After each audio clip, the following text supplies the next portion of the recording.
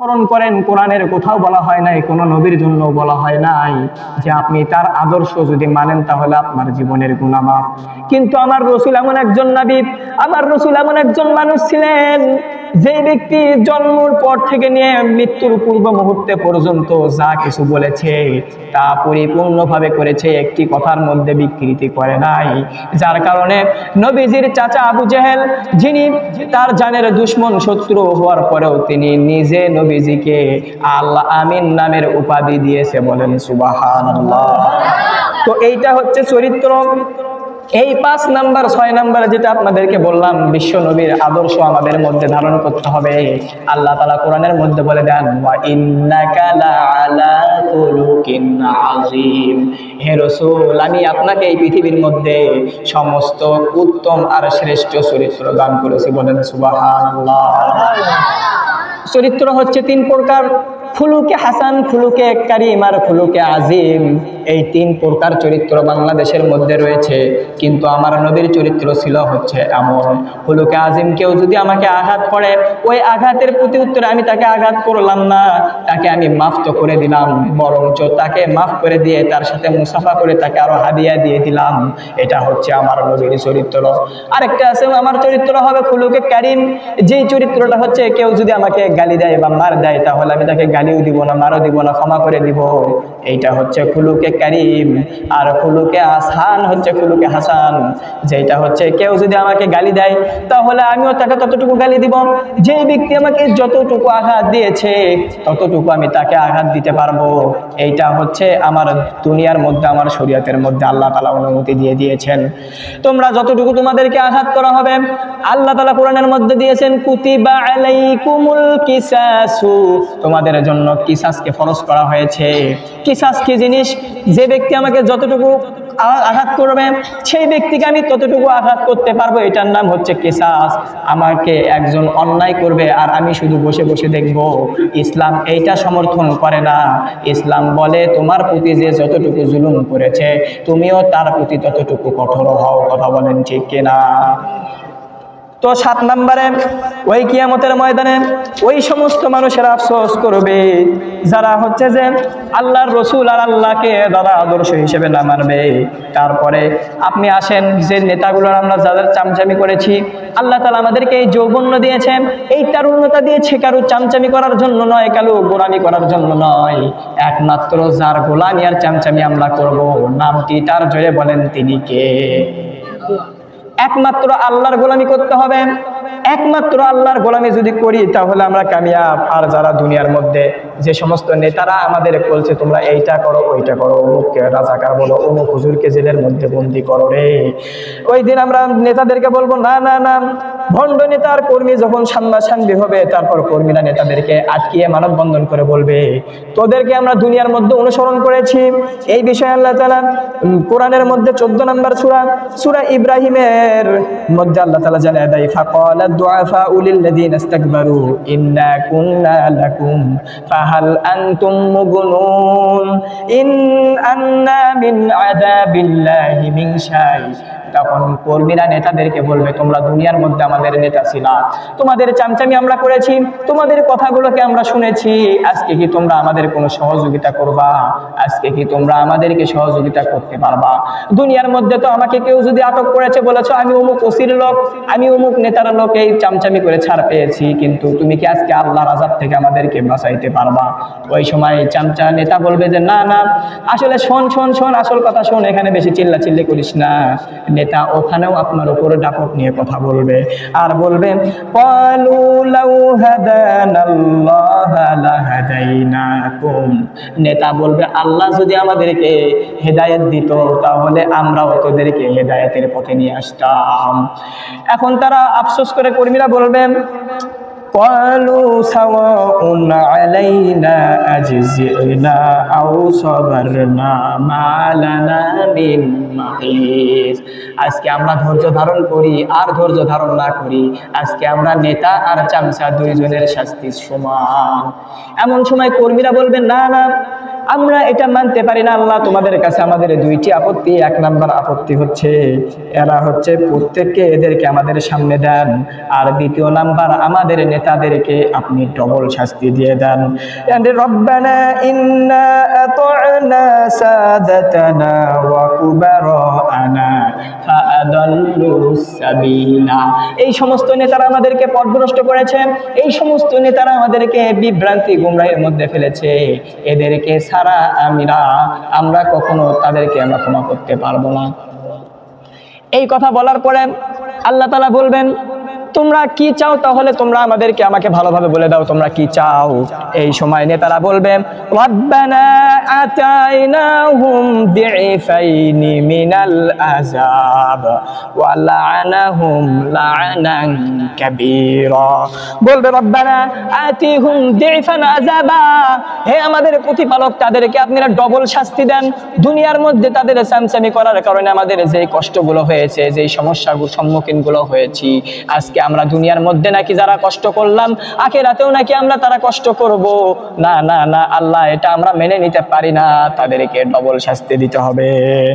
এরপরে 8 নম্বরে যারা জাহান্নামের মধ্যে আফসোস করবে, যে পাপীরা জাহান্নামের মধ্যে আফসোস করবে, এই সমস্ত 1 নম্বর আল্লাহ তাআলা কোরআনের মধ্যে জানিয়ে দিয়েছেন ইয়া লাইলাতা কুনতু মাআহুম ফাউজান ফাআফুজা। ওই সমস্ত মুমিনদেরকে জান্নাতের মধ্যে থেকে জাহান্নামীরা পাপীরা আফসোস করবে। তারা বলবে এরা বেশি বেশি নামাজ পড়তো, এরা বেশি বেশি ইবাদত করতো, এরা দুনিয়ার মধ্যে নামাজের কোরআনের মিছিলে যেত, এরা ইসলামী আন্দোলন করত, এদের সাথে আমরা যদি যাইতাম ফাআফুজা ফাওজান আযীমা, তাহলে আমরাও তাদের মতো সফল কাম হতাম। এই মুমিনদেরকে দেখে জাহান্নামীরা পাপীরা আফসোস করতে থাকবে। আর 9 নম্বরে যে এটা আফসোস করবে তারা হচ্ছে যে ওয়ায়াকুলু ইয়া ওয়াইলাতা লাম উশরিকি বিরাব্বি আহাদা। মুশরিকেরা আফসোস করবে, তারা আল্লাহর সাথে যেহেতু শিরক করেছে, এই শিরক করার কারণে তারা আফসোস করবে আজকে আমি আর আপনার যদি বিবেক থাকে, দুনিয়ার মধ্যে আমি আর আপনি কারো শিরককে আমরা প্রতিশোধ করতে পারবো না। আসলে শিরক মানে কি? শিরকের অনেকগুলো প্রকার রয়েছে। 1 নম্বরে শিরকে আকবার, 2 নম্বরে শিরকে আসগর, 3 নম্বরে শিরকে ইবাদা, শিরক ফিল উলুহিয়া। এই শিরকের প্রায় 72টি স্তর রয়েছে। 1 নম্বর আল্লাহর সাথে শিরক করা হয়, ইবাদতের সাথে শিরক করা হয়, ক্ষমতার ক্ষেত্রে শিরক করা হয়। যেমন আজকে আমাদের দুনিয়ার মধ্যে একটি প্রথা আছে, সমস্ত ক্ষমতার উৎস হচ্ছে জনগণ। কয় কি কয় না? আসলে সমস্ত ক্ষমতার উৎস জনগণ না, সমস্ত ক্ষমতার একচ্ছত্র মালিক আমাদের আল্লাহ রাব্বুল আলামিন। এই একমাত্র মালিক আমাদের আল্লাহ। এই আল্লাহ তাআলা ছাড়া এই পৃথিবীর মধ্যে ক্ষমতা আর কারো নাই। কথা বলেন ঠিক কিনা? তো ওই দিন কাফেররা আফসোস করে বলবে আমরা যদি কারোর সাথে শিরক না করতাম। আসলে ওই দিন আফসোস করে আর কোনো কাজ হবে না। আজকে যারা জুলুম করেছে বাংলাদেশের মানুষের উপর, তারা আজকে আফসোস করতেছে হাই যদি মানুষের উপর জুলুম না করতাম, মানুষের সাথে খারাপ ব্যবহার না করতাম, তাহলে আজকে আমাদের এই পরিণতি হতো না। এইরকম ভাবে 9টি আফসোস কিয়ামতের ময়দানে সমস্ত মানুষেরা করবে। জান্নাতীরা আফসোস করবে, তার কারণ বলবে আমরা 10 রাকাত নামাজ পড়েছি, 20 রাকাত কেন পড়লাম না? আমি 4 রাকাত সুন্নত ফরজ পড়েছি, 8 রাকাত আরো বেশি বেশি কেন ইবাদত করলাম না? আমি আরো কোরআনের ময়দানে কেন বেশি বেশি ইবাদত করলাম না, গেলাম না, কোরআনের আলোচনা শুনলাম না, হাদিস পড়লাম না, কোরআন পড়লাম না? এইরকম ভাবে আফসোস করবে। আর জাহান্নামীরা আফসোস করবে যে আমি যদি তাদের সাথে না থাকতাম, তাদের সাথে না যেতাম, তাহলে আমাদের কষ্ট হতো না। এই জন্য জান্নাত এবং জাহান্নাম যারাই যাবে তারা সকলেই সকলের জায়গা থেকে আফসোস করবে। এই জন্য আমাদেরকে আল্লাহ তাআলা রমজান মাস দিয়েছেন। এই রমজান মাস যেটা হচ্ছে এমন একটি পবিত্র মাস, আল্লাহ তাআলা বলে দিয়েছেন শাহরু রমাদানাল্লাযী উনজিলা ফীহিল কুরআন। এই রমজান মাসের মধ্যে আমি তোমাদের উপর কোরআনকে নাজিল করে দিয়েছি। এই কোরআনের সম্মান যেহেতু এত বেশি, এই জন্য এই মাসটির সম্মান এত বেশি। এই মাসটির সম্মান আরো বেশি হওয়ার সবচাইতে কারণ হচ্ছে এই রাত্রিতে আল্লাহ তাআলা মানুষের একটি রাত্রি আল্লাহ দিয়ে দিয়েছে, সূরা কদর, লাইলাতুল কদর। আল্লাহ তাআলা কোরআনের মধ্যে বলে দেন ইন্না আনজালনাহু ফি লাইলাতিল কদর লাইলাতুল কদরি খায়রুম মিন আলফি শাহর। বলেন সুবহানাল্লাহ। আল্লাহ তাআলা কোরআনের মধ্যে বলে দেন আমি তোমাদের জন্য এমন একটি রাত্রি দিয়েছি। সাহাবারা জিজ্ঞেস করলো ইয়া রাসূলুল্লাহ, আপনার অন্যান্য উম্মতেরা, অন্যান্য নবীর উম্মতেরা 80 বছর, 90 বছর, 100 বছর, 500 বছর ইবাদত করেছে, আমরা মাত্র 60 বছর আর 70 বছরের জিন্দেগির ইবাদত পাই, এতটুকু ইবাদত দিয়ে আমরা কিভাবে জান্নাত পাবো? এই কথা শোনার পরে আল্লাহর রসুলকে আল্লাহ তাআলা সঙ্গে সঙ্গে জানিয়ে দেয়, এ নবী আপনি তাদেরকে জানিয়ে দিন, আমি তোমাদের উপর এমন একটি মাস দিলাম, তানাজ্জালুল মালাইকাতু ওয়ার রূহ, যেই রাতের মধ্যে যে এমন একটি মাস দিলাম যে রাতের মধ্যে আমি এই কোরআনকে অবতীর্ণ করেছি, এবং এই কোরআন অবতীর্ণের মধ্যে এমন একটি রাত্রি দিলাম যেই ব্যক্তি এই রাত্রিটি পেয়ে যাবে 1000 মাস ইবাদত আমল করলে যতটুকু সওয়াব হয় তার চাইতে বেশি সওয়াব আল্লাহ দিবে। বলেন সুবহানাল্লাহ। এখানে কিছু ব্যাখ্যা আছে। 1000 আলফু শাহরিন মানে 1000 মাস ইবাদত করলে যা সওয়াব তার চেয়ে মনে হয় বেশি সওয়াব। আসলে 1000 মাস দ্বারা এখানে অর্থ হচ্ছে আরবিতে আধিক্য বোঝানোর জন্য 1000 মাস বোঝানো হয়। তো টোটালি হিসাব করে দেখা গেছে 1000 মাস 83 বছর হয়, বুঝছেন? আমাদের জিন্দেগির 83 বছরে 1000 মাস হয়। তো 1000 মাস যদি 83 বছর যদি আমরা একটি রাত একটি লাইলাতুল কদর পেয়ে যাই, তাহলে 83 বছর ইবাদত করলে যতটুকু সওয়াব আল্লাহ ওই এক রাতের ওসিলায় আমাদেরকে ততটুকু সওয়াব দিবে। বলেন সুবহানাল্লাহ। তো এই রাতের ফজিলত আছে না নাই? আসলে আমরা লাইলাতুল কদর মনে করি 27 রাত্রিতে, সেই দিনই মনে হয় লাইলাতুল কদর, আর কোনো রাত্রিতে লাইলাতুল কদর না। আসলে আল্লাহর রাসূল বলছে তোমরা বেজর রাত্রিতে শেষের 10 দিনে লাইলাতুল কদরকে তালাশ করো। 21, 23, 25, 27 এবং 29 এই কয়টি রাত্রি তোমাদের জন্য লাইলাতুল কদর হতে পারে। তোমরা এই রাত্রিগুলোতে তোমরা লাইলাতুল কদরকে তালাশ করো, ওই দিনগুলোতে রাত্রিতে জাগো। আল্লাহর নবীর স্ত্রী মা হযরত আয়েশা রাদিয়াল্লাহু তাআলা আনহা তিনি বলেন, নবী সারা মাস যতটুকু পরিশ্রম করেছে, যত ইবাদত করেছে, তার চাইতে শেষের 10 দিনে সবচাইতে বেশি তিনি ইবাদত বন্দেগীর মধ্যে লিপ্ত হয়েছে। কোমরে গামছা বেঁধে তিনি আমলের মধ্যে লেগে গিয়েছেন। তিনি আল্লাহর রসুল যার জীবনের আগে পরের সমস্ত গুনাহ খাতাগুলো মাফ, সেই নবী যদি এত আমল করতে পারে তাহলে আমার আর আপনার তো কিছুই নাই। আল্লাহর রসুল 3 বার আমিল বলেছিল ওই ব্যক্তির ধ্বংস হোক যে রমজানের রোজা পেল কিন্তু তার জীবনের সমস্ত গুনাহ মাফ করে নিতে পারলো না। 2 নাম্বার ওই ব্যক্তি ধ্বংস হোক যেই ব্যক্তি তার পিতামাতাকে পেল কিন্তু বৃদ্ধ পিতামাতা পেয়ে তার গুনাহকে মাফ করে নিতে পারলো না। আর 3 নাম্বার ওই ব্যক্তি ধ্বংস হোক যেই ব্যক্তি আমি নবীকে পেল কিন্তু আমার নবীর নাম শুনলো কিন্তু তার উপর দরুদ পড়লো না, ওই সমস্ত ব্যক্তি ধ্বংস হোক। তো আমাদের চেষ্টা করতে হবে আমাদের যতটুকু আমল করলাম এই কথাগুলোর উপর সকলের আমল করার চেষ্টা করা, ইনশাল্লাহ। কথা বলেন ঠিক কিনা? আমরা সকালে এই কথাগুলোর উপর আমল করার চেষ্টা করবো তো ইনশাল্লাহ, সবাই বলে ইনশাল্লাহ। তো যেটা হচ্ছে আরেকটা জিনিস যেটা জানানো দরকার তা হচ্ছে এইবার সদকাতুল ফিতর, অনেকে জিজ্ঞেস করছে হুজুর কত টাকা চলে আসে, তা হচ্ছে আপাতত করা হয়েছে সর্বনিম্ন 110 টাকা। সদকাতুল ফিতর এটা দেওয়া হয় যে আমাদের রোজা রমজান রাখতে যতগুলো ভুল ত্রুটি হয়ে যায়, অনেক কিছু আমাদের ত্রুটি বিচ্যুতি দেখা যায়, এইটার পরিপূর্ণতা হিসেবে আল্লাহ তাআলা এই বিধান দিয়ে দিয়েছেন। আর এই মাসের মধ্যে সবচাইতে যে আমলটা ইবাদতটা করতে হবে তা হচ্ছে আমাদের সকলের যাকাত দিতে হবে। কতটুকু সম্পদ থাকলে যাকাত দিব?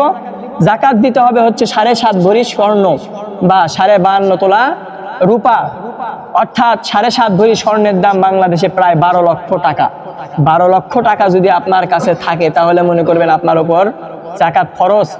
আর 52.5 তোলা রূপা এইটা যদি আপনার কাছে থাকে অর্থাৎ 640 গ্রাম রূপা যদি আপনার কাছে থাকে তাহলে মনে করবেন আপনার উপর যাকাত ফরজ।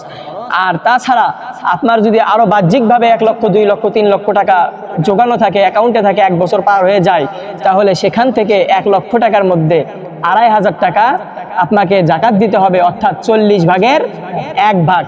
যে কোনো জিনিসের মধ্যে 40 ভাগের 1 ভাগ যাকাত দিতে হবে।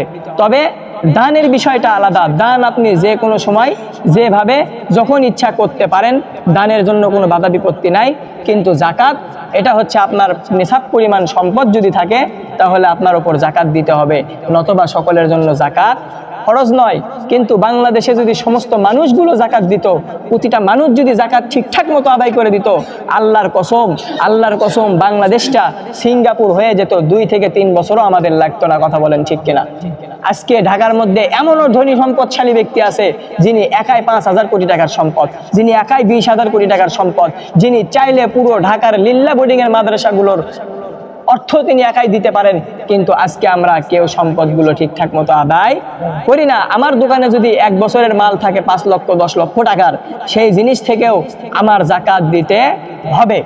বাড়ির জিনিসপাতি আমার যেগুলো ব্যবহারের প্রয়োজনীয় সেগুলো জিনিসের যাকাত দিতে হবে না। আমার বাড়িতে দামি খাট আছে, দামি সোফা রয়েছে, দামি জিনিস রয়েছে, এগুলোর যাকাত দেওয়ার প্রয়োজন নাই। আরো যদি ইনশাল্লাহ যখন যে বিষয়, আর আপনারা একটা জিনিস চেষ্টা করবেন, তা হচ্ছে এতেকাফ। আর 2-1 মিনিট কথা বলে আমি শেষ করব, কথা বাড়াবো না, টাইম হয়ে গেছে। এতেকাফ করা এটা হচ্ছে ওয়াজিব। কথা শোনেন, ফরজে কেফায়া। এতেকাফ হচ্ছে ফরজে কেফায়া মানে ফরজ। এতেকাফ এটা হচ্ছে আপনারা যদি এলাকার মধ্যে 2জন 4জন 5জন থাকেন কোনো অসুবিধা নেই, আর যদি একজনও না থাকেন, কেউ যদি রাজি না হন, পুরো এলাকার সমস্ত মানুষ আপনারা গুনাহগার হবেন। কথা কি বুঝাচ্ছে? পুরো এলাকার সবাই গুনাহগার হবেন। আর যদি একজন থাকে এতেকাফ, তাহলে আপনাদের সবার জিম্মাদারি মাপ। জানাজার নামাজ যেমন সবাই যাইতে না পারলে কিছু করলে আদায় হয়ে যায়, সবার মাপ হয়ে যায়, ঠিক তেমনি ভাবে এতেকাফ যারা যুবক ভাইয়েরা আছেন আপনারা একটু চেষ্টা করেন, আমরা থাকবো 10টা দিন একটু মসজিদের ভেতর থাকার চেষ্টা করব। ওই সময় কারণ আমি হচ্ছে একেবারে নিষ্পাপ হয়ে যাই, ওই সময় আমার ইবাদতের সুযোগ বেশি, ওই সময় আমার আল্লাহকে পাওয়ার সময় বেশি। কারণ আমি যখন বাইরে যাব তখনই আমার গুনাহ, তখনই আমার চোখ অন্যদিকে যাবে, তখনই আমার ফোনের দিকে চোখ যাবে, তখনই আমি গুনাহ থেকে বাঁচতে পারবো না।